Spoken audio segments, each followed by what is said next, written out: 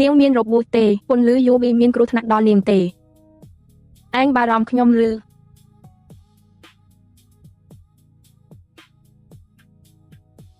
អត់ទេនាងគិតច្រើនពេកហើយខ្ញុំខ្លាចតែទួតគាត់ថាឲ្យមើលថែនេះមិនបាន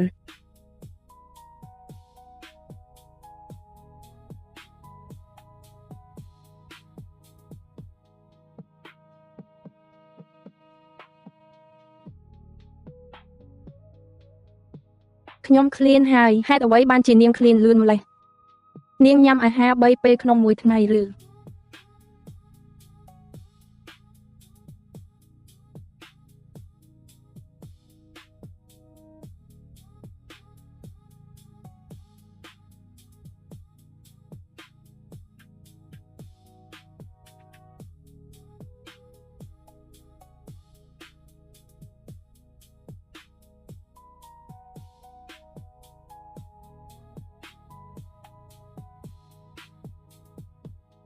បីសាច់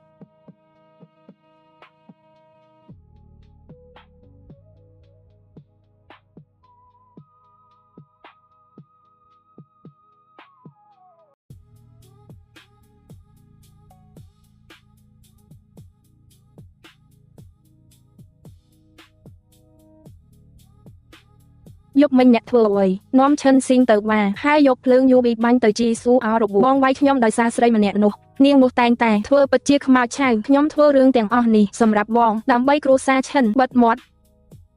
ជីស៊ូជាភ្ញៀវកិត្តិយសលោកតាអូនចង់ត្រូវលោកតាបណ្ដេញចេញឬទៅសុំទោសឥឡូវនេះបងមានរឿងត្រូវធ្វើនៅក្រុមហ៊ុនបងគ្មានពេលជាមួយអូនទេ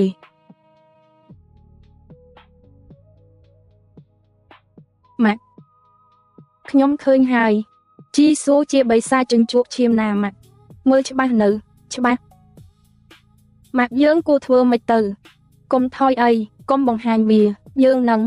ពិភាក្សាជាមួយលោកស្រីលីនិងលោកអាចារ្យបញ្ហានេះ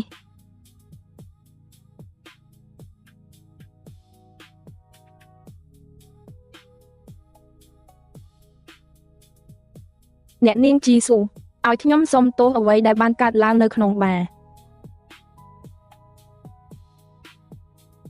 អ្នកនាងជីស៊ូខ្ញុំបានធ្វើអាហារពេលព្រឹកទុកជាការសុំទោសយើងមិនហ៊ានហូបពីទេខ្លាចអ្នកដាក់ថ្នាំពុលក្នុងហូបឈិនវាងខ្ញុំជាម៉ាក់ឯងហ៊ាននិយាយជាមួយខ្ញុំបែបនេះមែនទេតាទួតឯងបានទៅចូលរួមកិច្ចប្រជុំគ្រួសារធំទាំង4ទៅហើយណាអាចការពារឯងបានក្នុងគ្រួសារឈិនឥឡូវនេះកុំស្ដាប់ឆ្កែឆ្កួតប្រុសពេកតោះទៅរកឆ្នាំដាំបាយទៅឈិនវាងឯងហ៊ាននិយាយបែបនេះដាក់យើងតបពីលោកតានោះស្លាប់យើងនឹងមិនដេញឯងចេញពីគ្រួសារឈិនដូចគ្នានឹងម្ដាយឯងដែលមានអាយុខ្លីទៅកូន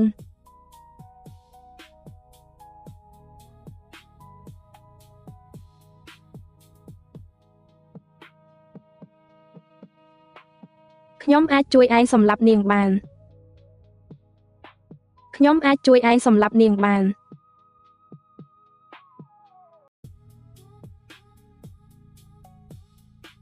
ដល់រាប់ណាឆ្នាំដាំបាយទឹកមិនមករកនាងវិញក្នុងរយៈពេលខ្លីទេមនុស្សក្នុងគ្រួសារធំទាំង4នឹងស្លាប់ម្ដងម្នាក់តើត្រូវទេឯងដូចជាមិនចង់ឲ្យឆ្នាំដាំបាយទឹកមកកន្លែងរបស់វាវិញទេមានអ្វីពាក់ព័ន្ធជាមួយខ្ញុំ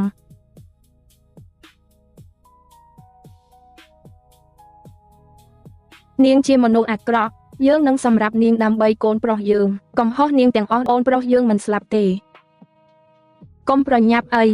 មិនយូរទេនឹងដល់វេនម៉ាត់នាងម្ដង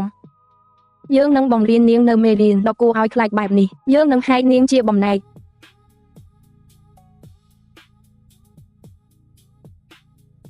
អ្នកម៉ាក់កូនគ្មានអ្នកប្រដៅយើងនឹងសម្លាប់នាងលីម៉ាលោកប៉ាពួកឯងយកនាងចេញ